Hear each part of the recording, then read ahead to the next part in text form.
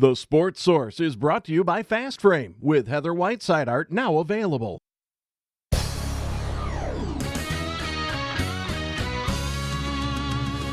You are watching East Tennessee's first and only year-round sports talk show on television.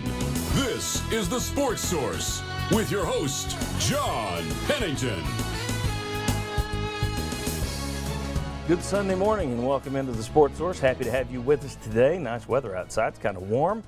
We're going to have a warm show for you, filled with information that you can use all week long with your friends. We've got fall recruiting to talk about, football. We've got fall basketball to talk about, blown leads, bad shooting. Talk a little Lady Vols, a little Peyton Manning, Josh Dobbs playing baseball, Jordan McCray in the NBA. We got a lot of stuff.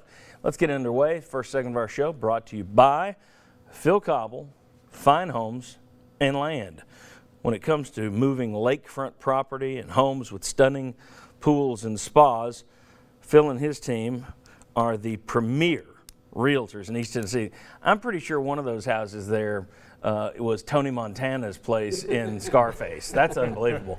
Phil Cobble, Fine Homes and Land. You see the phone number right there. Since 1980, Knoxville's leader in lakefront homes and homes with stunning pools and spas. Whether you're trying to sell your property or you're looking for a gorgeous property like that, Phil Cobble, homes.com, and Phil Cobble, Fine Homes and Land. You see the number. All right. Want to welcome in the first wave of panelists we have today. Mark Pankratz talking basketball with us. Mike Strange right there. Josh Ward, good to have you with us today. And we got Chuck Cavaleris down there at the end. Stop me if you've heard this before. Tennessee goes out, builds a nice first half lead. They're shooting, they're red hot. And then they come out in the second half and they're ice cold and they blow the lead and they lose. Happened twice this week. It's happened quite a bit since January 1st in the SEC schedule, and yesterday losing at TCU in the SEC Big 12 Challenge. Thoughts on what's gone on with this team? Rick Barnes said after the Alabama game he thought his team got complacent with the lead. He said that they said complacent. He said they just didn't compete. Is that the biggest issue for this team? You think they build the lead and kind of take the foot off the gas? Or is it something else we haven't diagnosed yet? Well, I think the easy answer that we could all just keep saying is that they don't have a big guy, they don't have the talent, the roster's not there. Yeah, true. That's first and foremost. But the second thing about it is really successful people don't take the easy way out. And right now this team hasn't learned how to win. And what we're doing is we're taking the easy way out.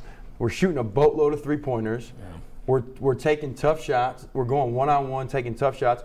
Defensively, we're playing, well, I got mine. My man's not going to score, so I'm good. We're not talking on defense. We're not helping defense.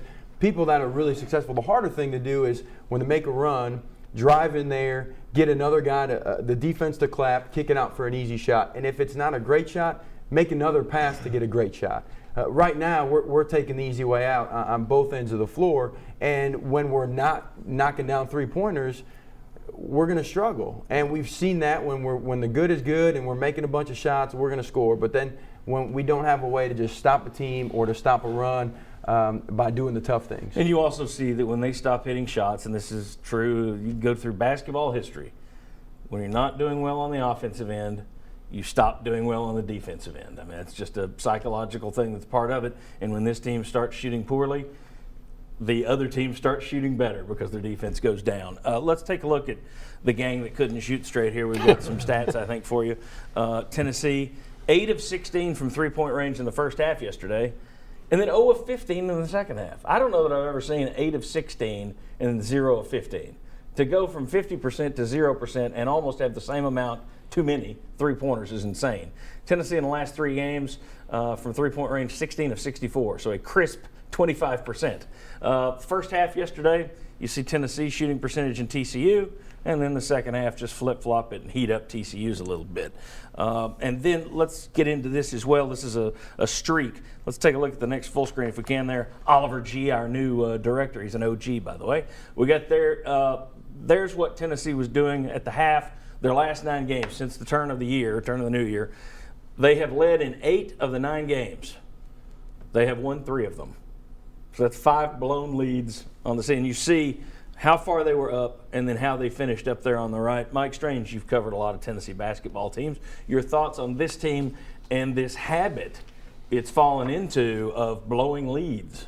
Well, Two things. The first thing goes to what Mark was saying about the three-point shot. Last Sunday morning, we were sitting here talking about how they beat South Carolina. Well, how'd they do that? Yeah, they shot good from three-point range, but they hit 30 of 32 free throws. Right. Against Alabama Wednesday night, they shot 5 free throws and a ton of three-pointers. And yesterday, I don't know how many free throws they shot, but it wasn't that many. So if you're shooting threes, you're not driving, you're not getting fouled. But the halftime thing, I've heard, I don't know that I haven't confirmed this, but I've heard Tennessee is petitioning for a new stat, your halftime record. Yes, just the halftime. Just record. a halftime record, and maybe even a halftime NCAA tournament. Here's my question. You see those numbers? Yeah. The halftime NCAA tournament. My question would be this. You know people are seeing these numbers. I just showed them. But everybody's talking about all these blown leads. How long before, or has it already started, Rick Barnes can't coach? Rick Barnes can't make adjustments. You do a radio show, a call-in show. You already hearing any of that or no? Not yet, but it probably started 10 minutes into the second half against TCU. I mean, that's where it begins, I'd say. And I think the most frustrating thing for him, he pointed it out after the Alabama game, is that they're relying on seniors on this team. It's not like it's a young basketball team out there. It's Kevin Punter and Armani Moore, Robert Hubbs is a junior, four seniors and a junior that are supposed to be leading this team. Mm-hmm. That's not supposed to be the makeup of a team that collapses. And Mike, you asked yesterday at halftime, has this team rebounded from Alabama? And we quickly found out no. Yeah. Well, it is a team that collapses when your focus is on how many jump shots you make, and because that affects. If your sole purpose is, all right, I got to make a bunch of jump shots to win, and you miss a few in a row, and you're not focused on defense. For instance, running a play. If your number's not called, you still got to run the play, even if you're not going to get the ball, because there's misdirection parts of the play. There's things, but we're missing shots, and then we get so self-focused on our own inability to make shots that we lose our focus on what's going to help us win a basketball game. And it's running plays, it's getting to the free throw line, it's playing defense. Because if you're up 14 points, I don't care if you go 0 for 15. You got to be able to get to the free throw line. You got to make some twos and play some dang defense so they don't score 15 points more than you in the second half, or 26 points more than your second half. Chuck, I got a question for you. You look at this, and we're talking about this. You guys are right. Shouldn't be seeing this in a team that is made up of upperclassmen. However, have these guys been able to properly develop in that they change coaches every year? Do you think could that be one of the reasons that this team hasn't matured past some of these things that you see with a younger team? Even though if they're older, they're not to that level. Yes. I mean, I think it certainly does play into it. And you also have some guys like Hubbs obviously playing out of position from what he was comfortable with, now trying to play more in the post, and that's not working. I also would be concerned over a comment Coach Barnes made. You got players on the court that don't want the ball. When how are you going to run an offense? How are you going to run a play where you got guys their confidence apparently so low? Don't throw it to me. You can't win basketball games like that. And that's the point you made about are people starting to second guess Coach Barnes. If they're fools. Just fools. Tell us what you think. If you're already second guessing a Hall of Fame basketball coach that has a starting lineup of 6'4", 6'4", 6'5", 6'5", 6'3", and you're playing against SEC and Big 12 competition, I mean, it's hard to run plays when you don't have a big guy that you can throw the ball to, when you don't have guys that can drive it in there and make a play for somebody else.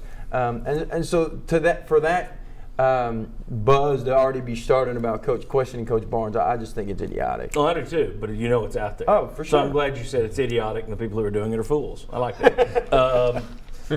I'll give you about a minute here. Your thoughts on Robert Hubbs. This was a guy who was a 5-star recruit, and in terms of living up to expectations, he's not there yet. No, and you hit on some of it with all the different coaches that he's had, and Konzo and Donnie and now Coach Barnes with some of the injuries. But you look at, you go back and you go from Jordan McRae, when his number was called, he performed. Josh Richardson, when his number was called, he performed. Kevin Punter, his number. Well, that's what Robert Hubbs needs to be next year. And right now, because of maybe some of the position, but the other part about it is not just that toughness. He's got the skill. But he's got great players play with that edge. Great players want to be done, and Robert's capable. You just got to get there. Excellent job, guys. When we come, we'll be talking a little more basketball later in the show. When we come back, we're going to talk recruiting. updates on who's been in town and basically who are the top targets Tennessee's still racing to get as we speed toward National Signing Day on Wednesday. We got predictions coming up of who will go where. In-state talent. How many pro prospects does the state of Tennessee produce compared to other states? A lot of stuff coming up on today's show. We'll see you on the other side of this break on the Sports Source.